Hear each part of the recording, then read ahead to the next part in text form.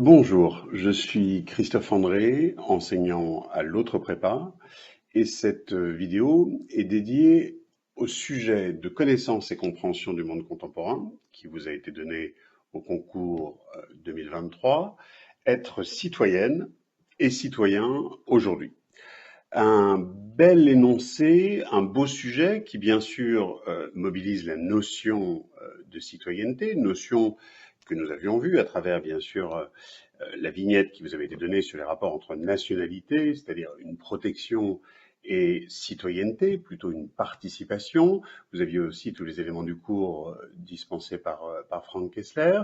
La particularité ici, c'est qu'il fallait bien sûr répondre au sujet, avoir cet esprit de finesse qui permet de tenir compte du libellé tel qu'il est, c'est-à-dire non pas la citoyenneté, ou même seulement la citoyenneté aujourd'hui, mais être citoyenne et citoyen aujourd'hui. Dit autrement, un libellé genré. Bon. Alors, on va revenir ensemble. Le but n'est pas du tout d'empiéter sur la proposition de corriger qui sera mise en ligne fin juillet, étant précisé bien sûr que ce sera qu'une proposition et que moi-même, avec vous là, je vais essayer de faire foisonner un certain nombre d'éléments, mais c'est un sujet très ouvert de toute façon. Hein. Beaucoup de pistes de réflexion étaient possibles, beaucoup d'illustrations étaient envisageables, à condition, je le répète, de bien servir le sujet. Être citoyenne et citoyen aujourd'hui. Alors, être, il y a quand même, est-ce qu'on l'est pleinement? Est-ce qu'on participe pleinement? Puisque je le répète, la citoyenneté, c'est une participation. Hein. Les femmes et leurs enfants qui sont dans les camps à Raqqa sous surveillance kurde font surtout valoir leur nationalité à ce stade, c'est-à-dire une protection, pas vraiment une participation. Donc être au sens où je participe, donc l'idée d'activité, immédiatement l'envers de l'actif c'est le passif, donc peut-être ceux qui existent en tant que citoyens mais ne le sont pas pleinement, ne jouent pas pleinement le jeu pour des raisons diverses qui pourraient être explorées. Et puis citoyenne et citoyen, soit on est un incorrigible universaliste et on considère que c'est une pure formule de politesse, soit on perçoit la dimension genrée, et vous verrez, il y a beaucoup de choses à en tirer. Je m'explique. La femme, à Athènes, cet embryon de démocratie, elle est cantonnée dans l'oikos. On la fait pas venir dans la police, hein, dans la cité. Elle n'a pas voix au chapitre. Souvenez-vous aussi de la théorie chrétienne d'un Saint Paul disant la femme doit se taire dans les assemblées. Bon, si on continue notre exploration historique, les femmes sous la Révolution ont joué un rôle extraordinaire. Enfin, sauf que c'était des citoyennes sans citoyenneté, si je puis dire, alors qu'elles ont joué un rôle moteur. Parce qu'après tout, c'est vrai que quand on dit Déclaration des droits de l'homme et du citoyen, en 1789, le citoyen, c'est un neutre, on va voir les autres sens possibles du mot neutre aujourd'hui, c'est un neutre, ça préjuge pas de son sexe, de son âge, de sa couleur de peau, etc. Mais les citoyennes, pourtant, pendant la Révolution, je le répète, ont joué un rôle moteur. On cite toujours Olympe de Gouges parce que c'est elle qui a payé le prix fort en montant sur l'échafaud, ce qui lui donnait le droit, vous le savez, selon elle, de monter également sur la tribune. Mais il y en a d'autres. Hein, comment dirais-je, Claire Lacombe qui était actrice, le Cœur aussi qui était chocolatière, me semble-t-il, qui elle faisait partie dans le spectre politique de ce qu'on pourrait appeler l'extrême gauche aujourd'hui, c'est-à-dire les enragés, hein, celle-là même qui dans la nuit du 5 au 6 octobre 1789 file à Versailles chercher le boulanger et le petit mitron, c'est-à-dire le roi, la reine et le dauphin, et qui fonderont d'ailleurs la Société des républicaines révolutionnaires. Mais dans tout le spectre politique sous la Révolution, il y a eu des femmes qui jouaient un rôle clé. Pensez chez les royalistes à Charlotte Corday, pensez à Madame Roland du côté des Girondins. Bref, en 1789, et pendant la Révolution plus largement, et même pendant les quelques républiques qui vont suivre avant que le droit de vote leur soit octroyé, on a des femmes citoyennes qui, pour autant, participent alors qu'elles n'ont pas une pleine citoyenneté.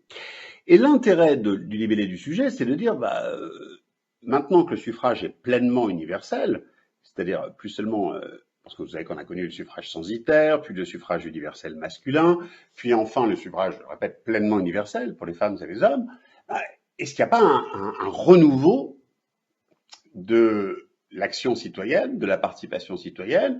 Est-ce que dans une certaine manière, les femmes ne se portent pas mieux que les hommes en tant que citoyennes? On pense, après les émeutes, à Ni pute ni soumise, portée notamment par Madame Fadela Amara, à laquelle on avait intenté un procès tout à fait discutable en absence d'expérience politique, parce que qu'est-ce que Ni pute ni soumise, si ce n'est me semble-t-il, un mouvement politique. On aurait aimé avoir la même chose du côté des hommes, hein, quelque chose comme ni racaille, ni costume fila, grosso modo. Pensez bien sûr à MeToo. Et puis, après tout, on a envie de dire, on a envie de prendre le libellé du sujet au pied de la lettre, puisqu'il est quand même assez politiquement correct. Vous oubliez les neutres, mais les neutres, pas au sens de citoyen, c'était un neutre en 1789, non, neutre au sens de sexe neutre. N'oublions pas que nous avons un de nos concitoyens qui, âgé de 65 ans, après un long parcours judiciaire, est allé jusqu'à Strasbourg pour tenter en vain d'obtenir la condamnation de la France pour non-reconnaissance du sexe neutre. Donc voilà, un renouveau des formes de participation citoyenne, qu'appelait aussi le mot aujourd'hui dans le libellé, et donc, somme toute, un très beau sujet qu'on a envie de servir, qu'on a envie de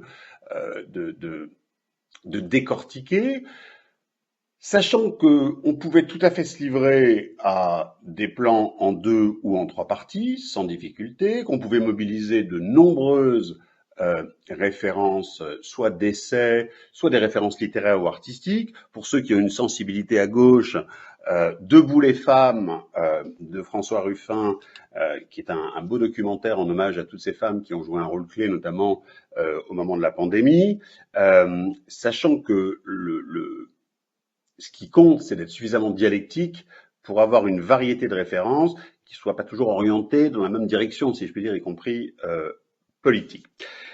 Quoi qu'il en soit, si l'on utilise ce prisme à la fois de l'intitulé genré du sujet et de cette idée qu'il y a sans doute un renouveau des formes de participation citoyenne, et que peut-être d'ailleurs le réveil citoyen ne porte pas les thèmes auxquels on s'attendait, ni ne ferait les voies, les modalités auxquelles on s'attendait, eh bien on pouvait par exemple articuler un propos en 3 temps, je crois. On pouvait très bien dire, écoutez, première partie, grand 1 si vous voulez, donc, être citoyenne et citoyen aujourd'hui, c'est un statut extraordinairement exigeant. Pourquoi c'est exigeant ? Parce que c'est un composé de droits, certes, mais aussi de devoirs, avec, bien sûr, pour ceux qui le peuvent, et ça c'est dit depuis 1789, contribuer selon ses facultés contributives à l'impôt, ça c'est important, c'est tout à fait essentiel, parce que je vous rappelle que l'aliment du corps social, ce qui nourrit ce corps social, c'est l'impôt.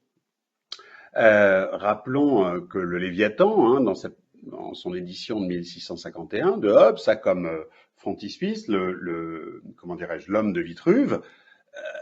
Il faut le nourrir, et donc la contribution à l'impôt est tout à fait essentielle. Et puis, bien sûr, c'est exigeant aussi parce que c'est fondamentalement la société des égaux, avec un postulat très fort d'égalité des compétences. Il n'y a pas les experts, ceux qui savent et ceux qui savent moins bien. Alors ça, c'est beaucoup dit, notamment dans les travaux de Sandra Logier aujourd'hui, c'est-à-dire la démocratie. Ce n'est pas seulement un régime politique, c'est une façon de vivre en société. Et tout le monde doit pouvoir avoir voix au chapitre, en quelque sorte. Alors évidemment, un Daniel Gaxi, dans Le Sens caché, CENS, mais il joue aussi sur une homophonie avec SENS, dirait encore faut-il avoir le sens de l'intérêt général, encore faut-il être capable de se décentrer, encore faut-il être capable d'embrasser des questions parfois complexes qui intéressent la sphère publique.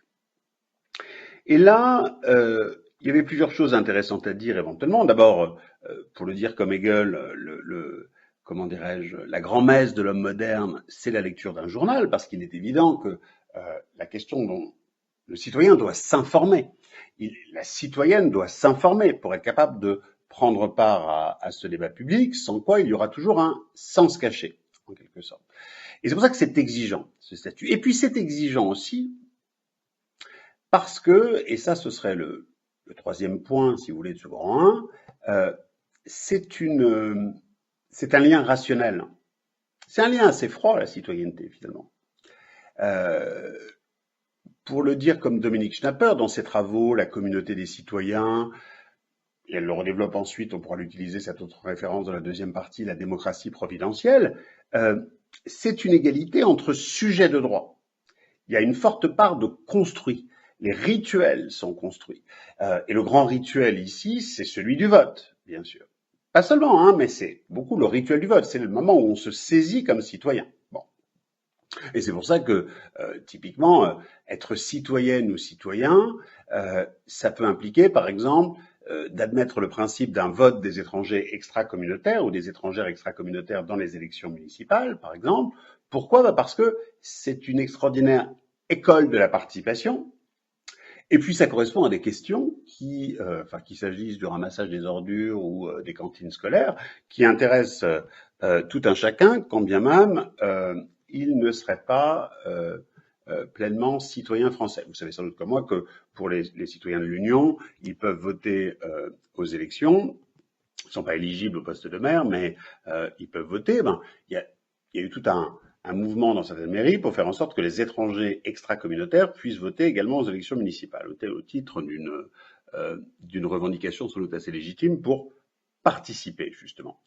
Donc, ici, on pouvait, au titre d'un legs, bien rappeler cette exigence parce que, en fonction de ses facultés contributives, il faut être capable de nourrir ce pacte social. Au regard de l'égalité des compétences, il faut être capable de se décentrer, de ne pas être dans une logique clientéliste, mais de s'intéresser à la chose publique au sens le plus noble.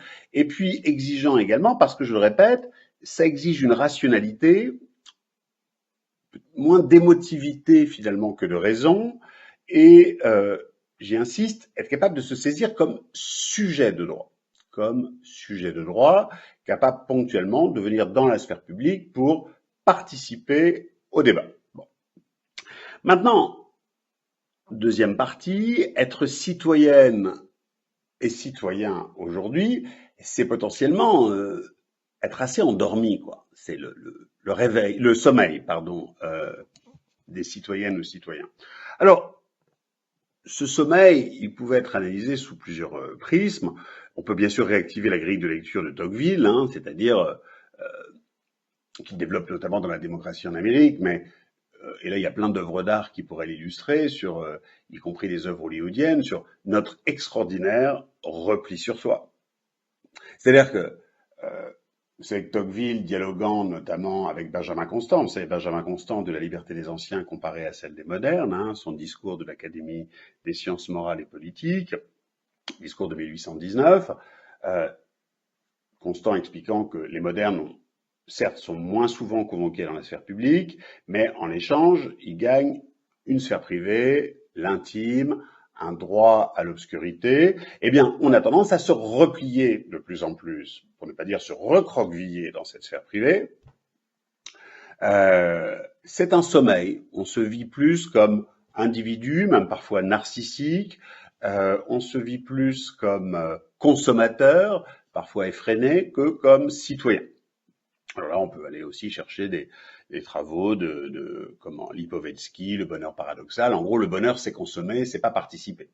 Ce qui forcément donne pas forcément un grand sens à sa vie, parce qu'on peut se saisir comme seulement consommateur. C'est un repli terrible. Et ça affecte aussi bien les femmes que les hommes. Et puis, il y a un autre aspect du repli, peut-être, ou un autre aspect du sommeil citoyen, c'est le sentiment d'inégalité. Le sentiment d'être une citoyenne ou un citoyen de seconde zone. Ça, ce sont les travaux notamment de Robert Castel, hein, la discrimination négative, citoyen ou indigène.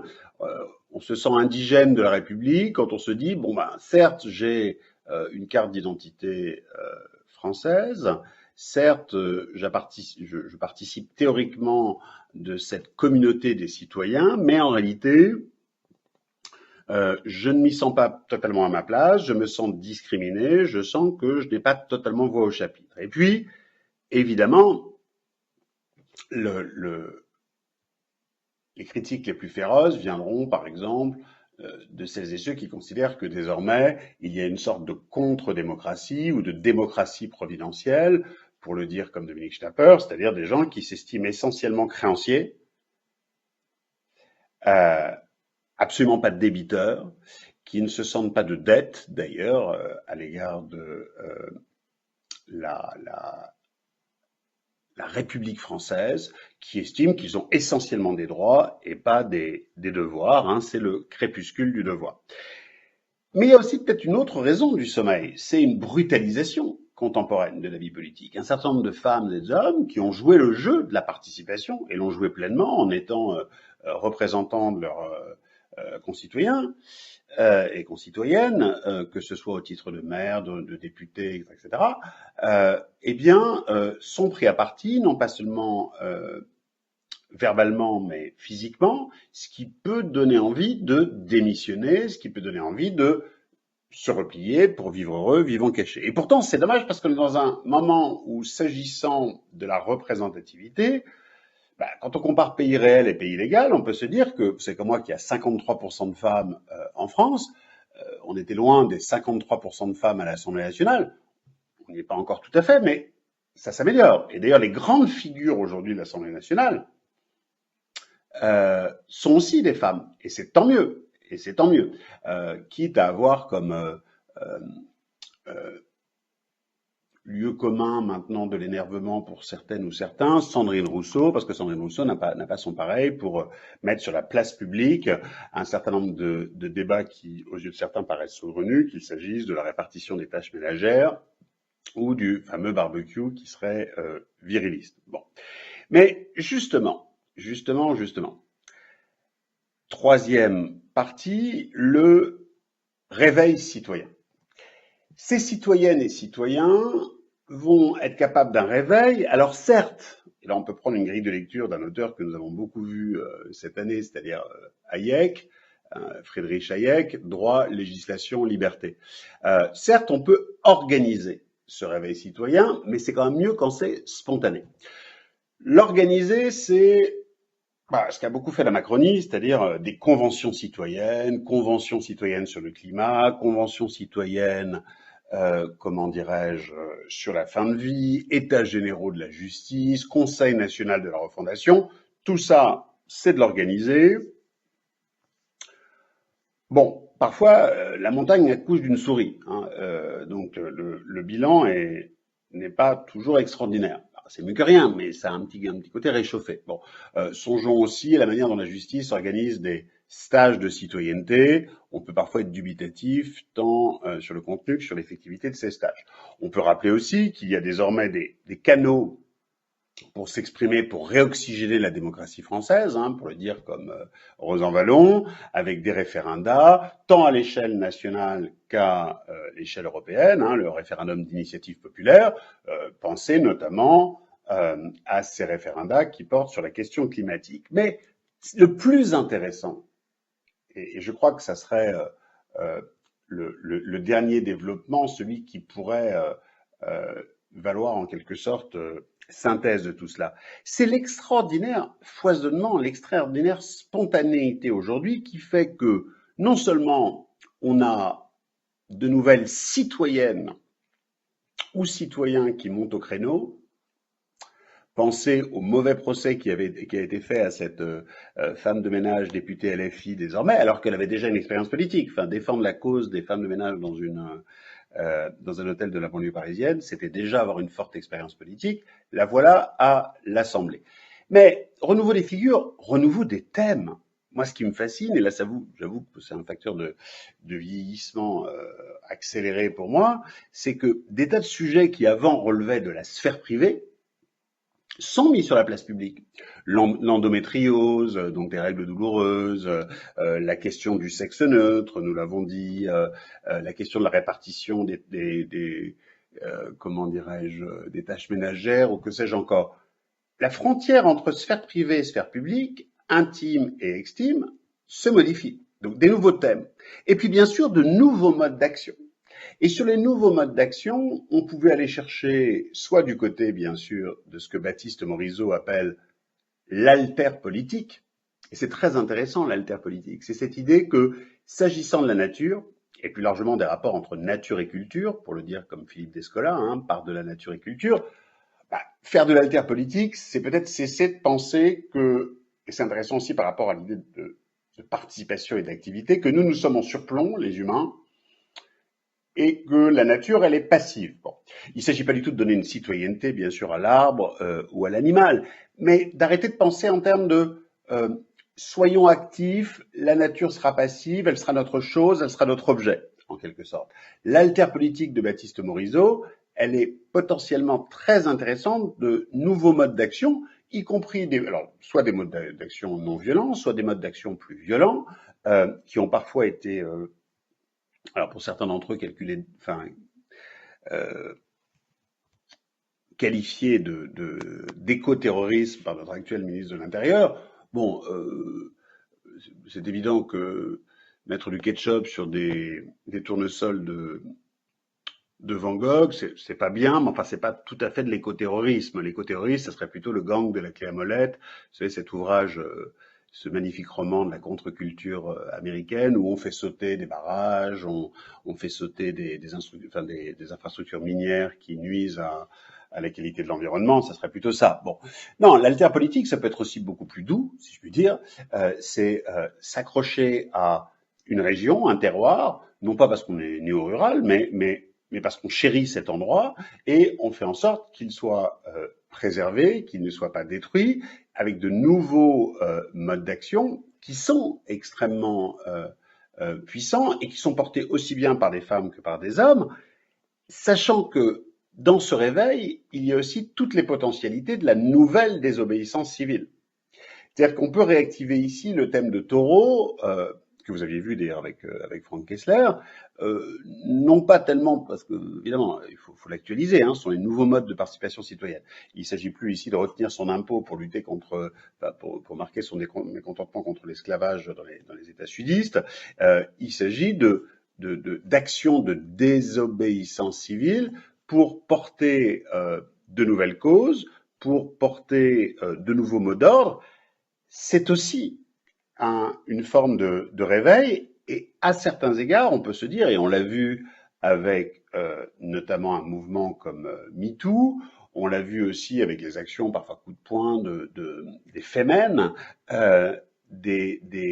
si vous voulez, des mobilisations qui disent quelque chose d'une nouvelle vitalité citoyenne, et qui rendent, soit dit en passant, assez optimiste. Bon.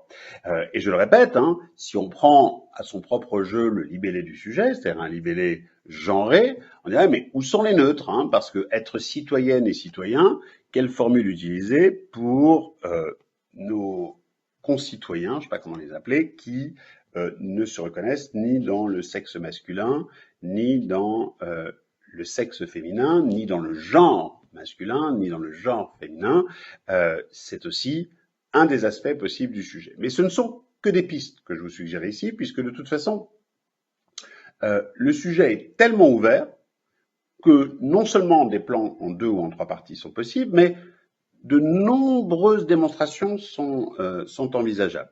Mais je crois que c'était dommage de ne considérer qu'au titre d'une figure de style ou même d'une formule de politesse, l'expression citoyenne et citoyen. Un peu comme si on était encore un universaliste et on a le droit d'être universaliste, hein, c'est pas un problème, mais un peu bloqué dans une logique. Ah bah quand on dit citoyen en 1789, c'est forcément femme, homme, etc. Bon, euh, mais il faut dire aussi que quand on présente la magistrature, on fait peut-être pas partie de la branche la plus radicale de la jeunesse. Ça, quand vous regardez les analyses d'Anne Muxel sur la tentation radicale, il est évident que celles et ceux qui veulent devenir policiers, magistrats, etc., n'appartiennent peut-être pas à la branche la plus radicale. Et peut-être est-ce une explication du fait que j'ai eu certaines étudiantes ou étudiants au téléphone me disant, moi, j'ai considéré que citoyenne, citoyen, c'était une formule de politesse, une formule de style. De mon côté, je pense que j'en aurais fait quand même potentiellement un fil conducteur, parce que je le répète, c'est une sorte de remontada. Hein. La femme n'est rien, quasiment, de la démocratie athénienne. En tout cas, on lui demande surtout de s'occuper de l'oikos, pas de la police. Elle est présente au moment de la Révolution française, mais c'est une citoyenne sans citoyenneté, alors qu'elle a été un moteur de l'histoire. Et aujourd'hui, bah, elle est tout à fait sur le devant de la scène. Et parfois, d'ailleurs, et c'est une bonne réponse à Saint-Paul, la femme doit se taire dans les assemblées, mais non, pas du tout. Dès qu'elle trouve une assemblée, elle parle. Et d'ailleurs, on se moque d'elle, le cas échéant, parce qu'on considère qu'elle parle à tort et à travers, et ça, je pense qu'un certain nombre de féministes n'hésiteraient pas à dire que c'est extraordinairement machiste. Songez à Justine Triet, qui, recevant sa palme d'or pour Anatomie d'une chute, utilise cette tribune pour évoquer la réforme des retraites, ce qu'elle appelle le régime néolibéral, etc. Alors, peu importe ce qu'on pense du contenu de ce qu'elle a pu dire, mais ce qui est intéressant, c'est de voir que bah, debout les femmes, on prend la parole, on a une assemblée devant soi, on n'hésite pas à porter sa cause. C'est un signe de vitalité. C'est un signe de vitalité, quand même on est totalement en désaccord, mais le propre, justement, de la démocratie, c'est justement de faire vivre ce pluralisme. Et là, on renoue avec le sujet très intéressant que vous aviez eu l'année dernière, qui était consensus et compromis. Somme toute, hein, ce qui fait la particularité de la démocratie, c'est qu'au fond de tout dissensus, il y a quand même un consensus, pour le dire comme Habermas, sur l'acceptabilité de toutes les opinions, parce que précisément c'est une société des égaux et qu'il y a une égalité des compétences, et également d'admettre un réveil citoyen qui prendrait des formes qui ne sont pas forcément celles qui ont été canalisées traditionnellement, et pour cause, parce que la colère, là où elle se situe aujourd'hui, elle échappe complètement au canaux traditionnel, justement, de canalisation de cette colère. Pour le dire comme Sloterdijk, hein, dans Colère et temps, la plupart des grandes banques de colère traditionnelles ont fait faillite. Hein. Les partis, les syndicats ne sont plus forcément ces lieux où se manifeste cette colère, qui, connectant avec de l'intelligence, devient un slogan. Ça déborde, il y a une sorte de bouillonnement qui, je répète, peut être perçu. Alors si on est assez conservateur, on peut être inquiet, mais si on est un peu progressiste, on peut très bien se dire c'est plutôt le signe d'une vitalité et, je répète, d'un renouveau des formes de participation citoyenne. Voilà quelques impressions qui, je le répète, ne préjugent pas du corrigé qui sera proposé lors de la publication des résultats d'admissibilité, c'est-à-dire fin juillet. Je vous remercie pour votre attention, vous souhaite le meilleur pour la suite du concours, avec des révisions studieuses pour les épreuves, bien sûr, d'admission. Bonne fin de journée, je vous souhaite un bon travail. Au revoir.